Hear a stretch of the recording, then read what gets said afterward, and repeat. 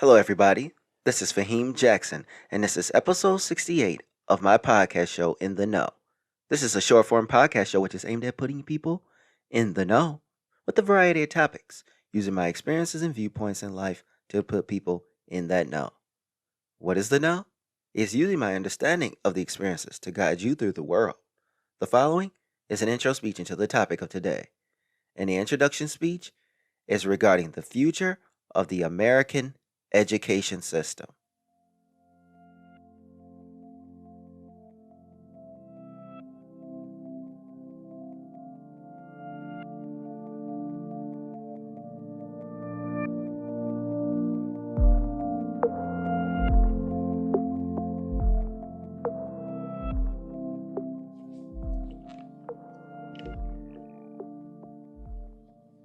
The United States education system has been scrutinized over the years for not being as valuable as it could be to students. And what do I mean by this? What I mean is the ability to take what you have learned and take it into the real world. But see, what would it mean school would be real work experience? This means we're going to have to pay for the experience if it is relevant. Yet college is paid for, and we still don't count it as relevant work experience. So what must change so that the education system is worthwhile? What is the state of the future of American education? Let's look at teaching. In this country, we've had such disrespect for our educators. And over the years, our education system has not been giving the teacher the most they can use to work with. We give the teacher students that are not prepared to learn. We give the educator limited tools for teaching in the classroom. And then we expect them to make the best of a situation with what they are given. So what will happen to our educators as the time progresses? Because you're finding that more and more people are not wanting to go into teaching as a profession. What does this mean for the future of American education? Will we ever see a time when the idea of school teachers even be necessary? Hopefully not. Or how will the students learn, and by whom? Collegiate discussion, decisions. With so many amounts of money dedicated by people to paying off their college educations, will there come a time when college becomes irrelevant? We are already seeing people start to attend smaller, cheaper universities, and even community colleges. That's right. In the past, if you told someone you were going to attend a community college, people would see this as a sign that you were not good enough to get into a good school. Or the other is that you were far too poor to be able to go to another university. But not anymore, because with getting out of hand with the debt, you're never going to pay back all that debt. Who's going to go anywhere big, especially with the cost that's rising at the universities across the country. You have kids with more college debt than someone spending on a home today. How about that? A homeowner's cost of living for a sheet of paper that does not translate into anything. Curriculum changes. In the years that I was in school, both high school and college, I haven't seen much change since then. What needs to happen is a full overhaul of the education system. I talked about this in a prior episode about the courses that must change in school. Students learning about things they will never use again. And it's almost as if the school systems know and understand this, but don't care. So what must be done to combat this? Well, you can first start by placing curriculum into the institutions that are more necessary. It will now guarantee that the student goes off to create something amazing. But guess what? It can increase the ability as well that more will be in the conversation. Even if they don't go off and create something amazing. Regional shifts. Based on where you live, the education is different. The school systems are either really good or very bad. When we look at the education system, there are lots of schools in the Northeast that are very good. Does not mean across the board, just a better region of the country. When you look at the southern region of the United States, these are schools that have suffered the most for years. When you look at the poorest states in the Union, there are more in the South than anywhere else. So, how do you address these problems?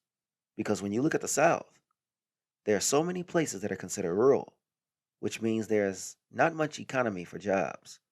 So, the area fails in other areas, also such as education. And because of this, attention to details are very important.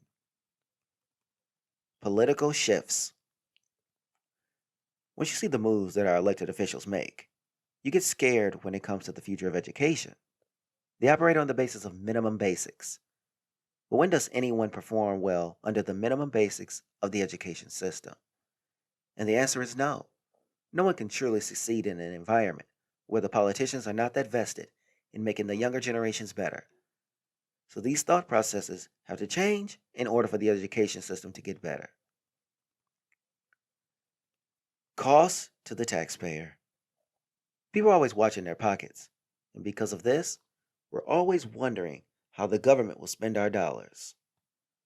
But when we're putting money into the system and it appears to be like it is working, then we aren't too concerned.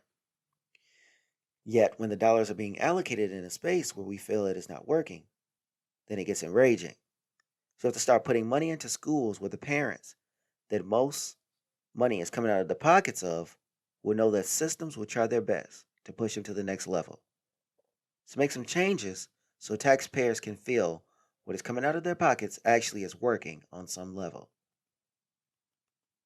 Technological needs. I spoke about introducing certain aspects of technology into the classroom in the past episodes. And one of the introductory tech lessons is bringing STEM into the classroom. For those who forgot, STEM is science, technology, engineering, and mathematics. But now we're talking about courses that could be very expensive in a class. And for the beginning stages, schools will have to reach out for help from private people or organizations. School systems are not going to go the extra mile and spend the money. To them, currently, it is seen as unnecessary expense to the system. I've always wanted to make a substantial amount of money so I could take part in this space. There are some small projects that you can take part in and then raise money in addition to that, but it's still harder than you think. Outside influences. Here's the scary part about not paying enough attention to the education system. That is because if another country figures something out that we have not, that is a game changer. And what do I mean by a game changer?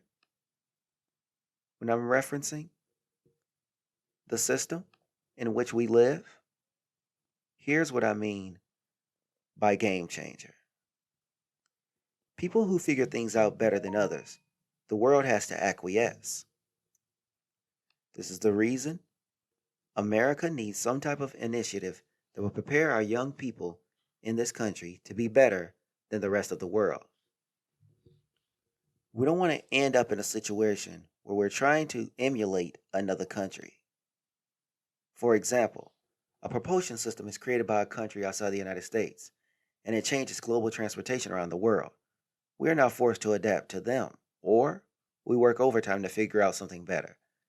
And it all starts with the educating of the students who are going to be engineers. Force our young people to challenge themselves to be better. And at what? Whatever it is they do. And that is how we spur out a generation of young, smart people where the rest of the world has to adjust to us, not the other way around. With this end statement, why we have to acknowledge the place where education is going. If we continue on this path we're headed, we could be seeing a major disadvantage for the country. We are constantly in battles with the rest of the world in making sure we stay ahead of the rest of the world in technology, innovation, as well as other areas of expertise.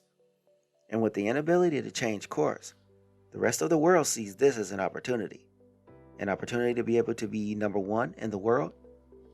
Because for the longest, America has sat atop the globe, and that comfort had put us in a bind which we are responsible for creating. So it is our job to figure out how to become more competitive once again. So, thanks for listening to In the Know, And can't wait to bring the next episode where we talk about what is the future of Zoom education stemming from this pandemic.